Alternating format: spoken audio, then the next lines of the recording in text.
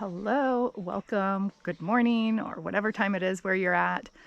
Today we are going to be doing a video on, let's see, Operation Plant More Sugarcane. How about that? So basically we got a bunch of heritage varieties of sugarcane that we are going to be planting out.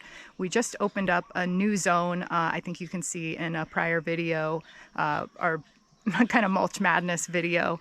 So we cleared a lane where we're going to be planting a bunch of new canes. So I'll give you a little view of those right here. We do not have all of these identified, but somebody was kind enough on the internet. We posted a photo and I think we got about 10 of them identified. So when we plant them out, we're going to be careful to keep them in that same order. Just so we can kind of keep track of the ones that we do have identified and the ones we don't as they grow out. They are so pretty. All right, so I'm going to pop down to where we'll actually be doing the work and give a little explanation of what we're planning on doing. All right, so we are down in the zone where we just cut down a bunch of trees. I'll show you what that looks like in just a minute here. This is where we're going to be planting out our sugar cane, and I will talk about our procedure. So yeah, you can see the trees that we cut. We did quite a few on the other side of the fence, and that's when we got all this mulch in along this coconut and pineapple row right here. We do have some other sugar canes. So this is going to be a great spot for the canes because we got it all opened up. There's plenty of sunshine. Before we couldn't really grow canes here because it was just too dark. They wouldn't have thrived. As you can see, the ones that are growing with the coconuts, we waited a little too long for the management. Things were getting a little shaded out, so they weren't really thriving, but now they should have that opportunity. So what we're going to be doing here is we're going to be drawing a line along here, and then we're going to be dropping off material. So normally we plant by the moon cycles, so it isn't a good planting day today. So we're just going to do all of the preparation. So when we get off work tomorrow, we can just go ahead and drop all the canes in the ground. So like I said, we're going to be just drawing a line, and then we are going to be hauling material across the yard. This is basically just kind of rock slab here. There might be a little bit of broken up rock, but not so much. So we do have a pile of kind of imported, well, not quite imported, imported to our property. It's from another area on the island. So we're going to go ahead and drop that down here along the line, and then tomorrow we'll be dropping all the canes in.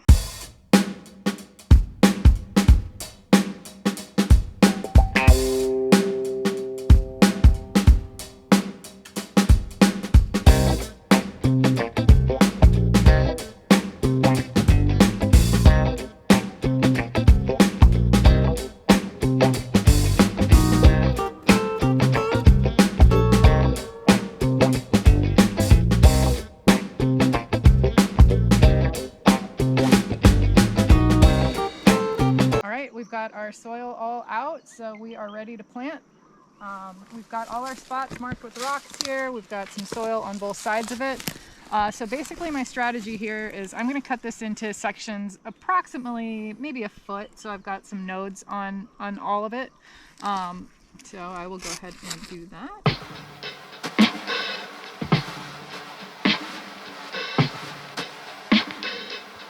All right, so I've got this cut into about 1 foot sections. You can see on here these nodes. So I'm going to be planting this in the ground. I'm going to be placing it so these nodes are on the sides. Right around here, this ring here is where the roots will come out. So lots of opportunities for roots here. So let's go ahead and get these in.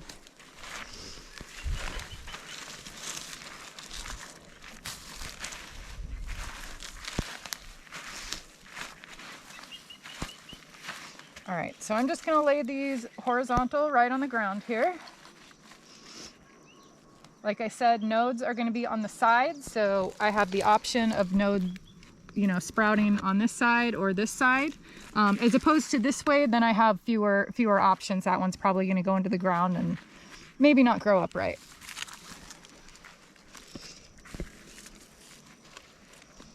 So I've got all those in. I'm just going to cover them up.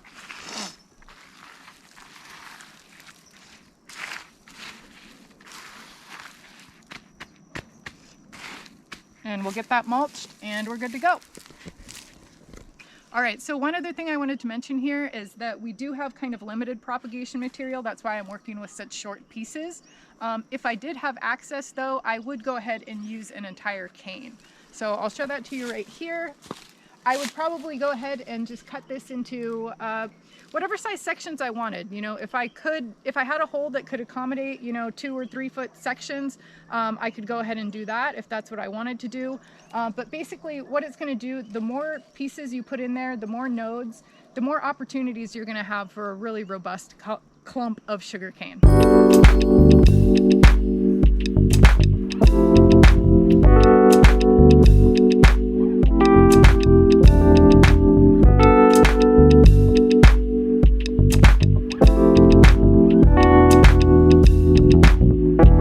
So we have 2 final things we're doing out here with our cane zone. I'm going to be planting a couple of things. We've got some purple xanthosoma here, cocoa yam. So I'm going to be planting one of those at every other cane spot. I've got a gardenia because that's just a random one. And then we're going to be planting some sissoo spinach.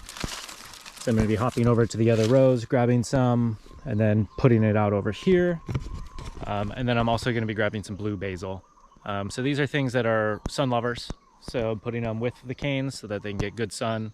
They'll occupy space. They'll kind of help hold it down.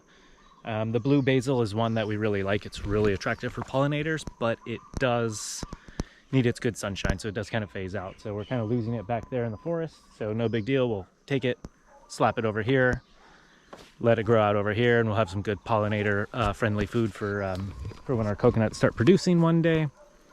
You know, all the bees will be around hanging out and, you know, want to come over and see them. Yep, so I'll do a time lapse. And then I got to mulch it as well. And then that'll be that for this zone. All right, let's get to it.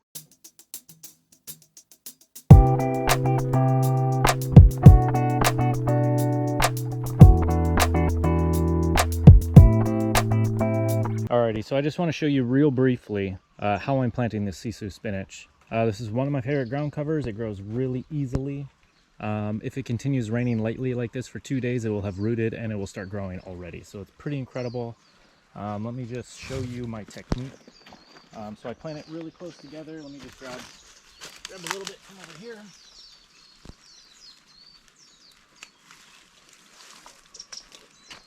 So the straighter the cuttings that you can get, the better. And then what I like to do is I'll hold, you know, I'll collect a whole bunch of them. I'll hold them all together, all the same direction, all ends on one side. And then I like to put that against my body. And then I'll work from the top down of the plant when I'm planting it in the ground.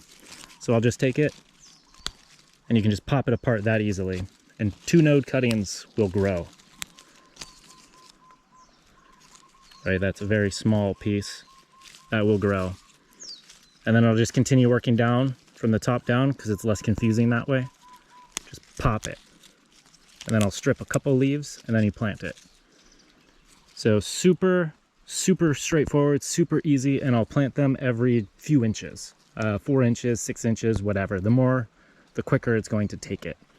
So you can see in this row a little bit, there's basically all of my rows on the ground cover is this. And then I'll usually, depends on how fresh your soil is. If it's super soft, you can just plug them right in. If it's a little bit compacted from a few days of rain or something, then I'll use a stick. So here I am, just a random stick that I found on the ground. Great. Poke it in,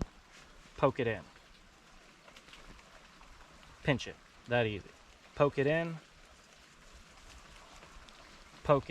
that easy. Poke it in, poke it in, poke it in, poke it in. Right. And then I'll use that as a marker if I have to walk away to know kind of where I'm at, because sometimes with vegetation it's a little bit harder to see what's going on. I'll just grab a little bit more. Typically I'll have a whole bunch of it in my hand just ready to pop them in. Come down. So I'll keep it on my left side like this.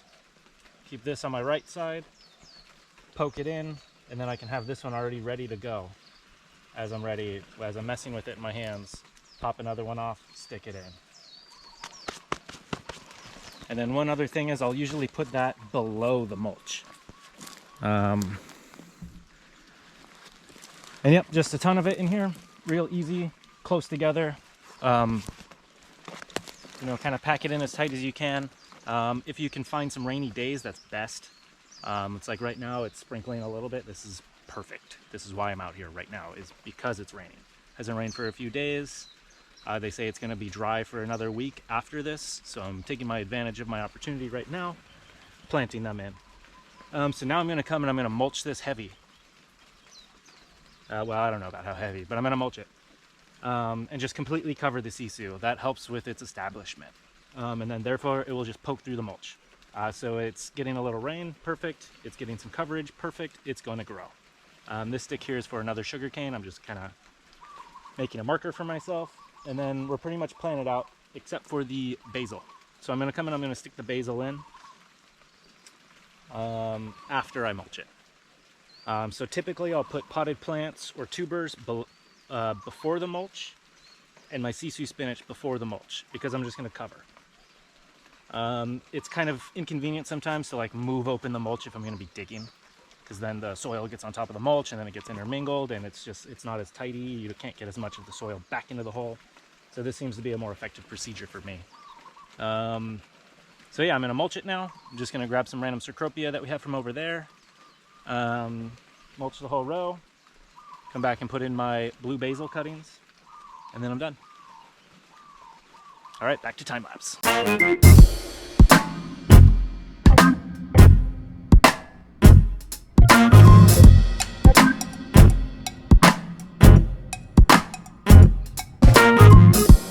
Alrighty, I'm all finished out here, planted up the stuff, mulched it up. Let's just take a look at what's going on out here.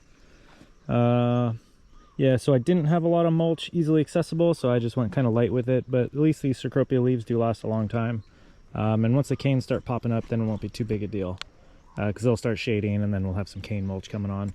I'm also thinking about planting maybe some grasses on the edge here, along the entire row, maybe vetiver, not 100% sure, and I may do Mombasa in between here, I'm not 100% sure. Just kind of looking at it, we're going to need more mulch. And the grass mulch is just super easy, super convenient. The vetiver grows a little slower, so better by the fence line if I'm going to do that. And the Mombasa over here. So we do got to manage, keep going, or we do need to maintain our sunlight over here, so we don't want to be planting a bunch of bushes and shrubs and stuff in order to like fill this space for good mulch. I was thinking about like pigeon pea, but that doesn't seem like that's going to be appropriate with our canes that we want to give good sunlight to. So I'll just walk down real quick, kind of just show the final product here, and then I'll make a video in I don't know, in a little while once this starts growing in. And one other thing is I did not fertilize the canes. I didn't really fertilize anything, to be honest, but once the canes come up, then I'll come and fertilize. It's not always worth throwing the fertilizer down if the canes aren't going to come up. Also don't want to have the fertilizer rot the canes out. So just one little nuance. So not a ton of mulch, and we did bring the soil back here just so we could have some substrate to be able to plant into instead of just like fighting into the rock. So sometimes it is useful to be able to just throw a little bit of crappy soil around to be able to plant stuff in, and then once they get going, they'll get into the rocks and they'll be doing their own thing. And then one thing that I forgot to mention earlier about the sissoo spinach is the ducks really enjoy it. So we are planning on trying to get our ducks back here eventually. So we're, thinking forward, trying to get them as many foods out here that they want to be eating. They love grasses, they love the sissoo, they love like some berries and things. So we're planting some small fruit trees, stuff like that out here for them.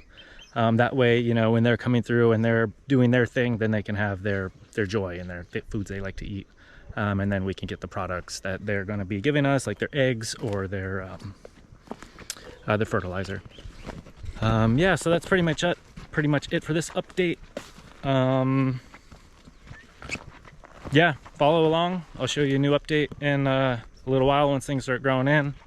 And I'll see you later. Thanks for watching.